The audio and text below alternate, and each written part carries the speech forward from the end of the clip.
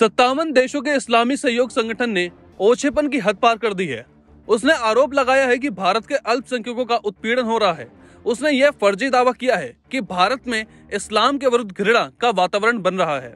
गौरतलब है कि मार्च 2022 में इसी ओआईसी ने अपने कट्टरपंथी सदस्य देश पाकिस्तान के जरिए संयुक्त राष्ट्र में इस्लामोफोबिया यानी इस्लाम से नफरत करने का मुकाबला करने के लिए एक अलग अंतर्राष्ट्रीय दिवस का प्रस्ताव पारित किया था।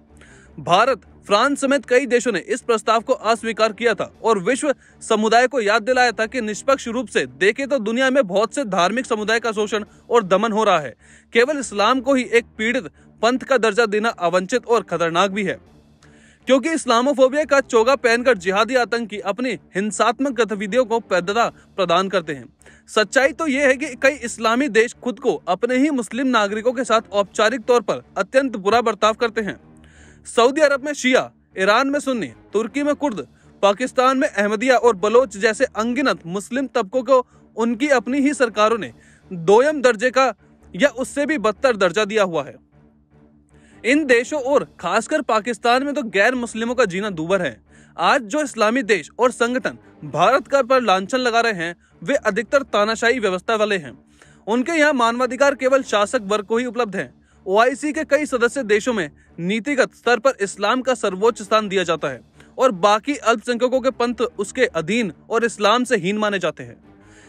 इन देशों में धार्मिक भेदभाव और सांप्रदायिकता का प्रतीक है। कई ओआईसी सदस्य देशों में ईशनिंदा कानून लागू है। इसकी आड़ में बेगुनाहों लोगों और खासकर अल्पसंख्यकों को इस्लाम में अपमान के आरोप में मृत्युदंड तक दिया जाता है।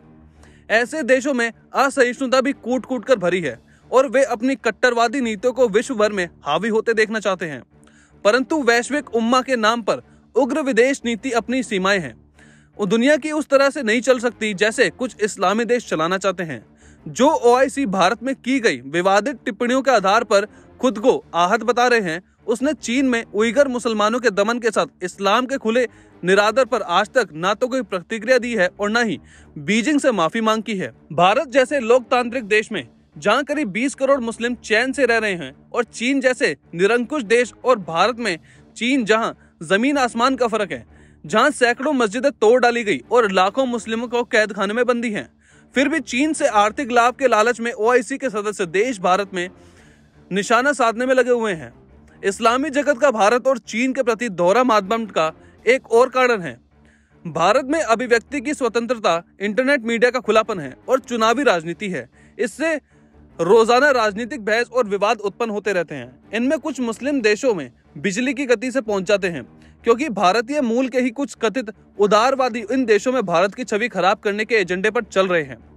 चीन में अगर कोई कम्युनिस्ट पार्टी का व्यक्ति मुस्लिमों के दमन की कोई जानकारी इस्लामी या पश्चिमी देशों को भेजता है तो उसे उसकी कीमत अपनी जान गंवा कर चुकानी पड़ती है। ओआईसी के दूषित दृष्टिकोण को ठीक करना लोहे के चने चबाने के बराबर है। मोदी सरकार ने खाड़ी के अपने मित्र देशों के सहारे ओआईसी के अंदर पैड बनाकर उसमें कश्मीर और भारत के इस्लाम के बारे में पाकिस्तान, तुर्की, मलेशिया इत्यादि द्वारा फैलाए जा रहे फरेब को दूर करने की चेष्टा की है। फिर भी यह संगठन अपने संकीर्ण नजरिए और दुराग्रह से मुक्त नहीं हो पा रहा है।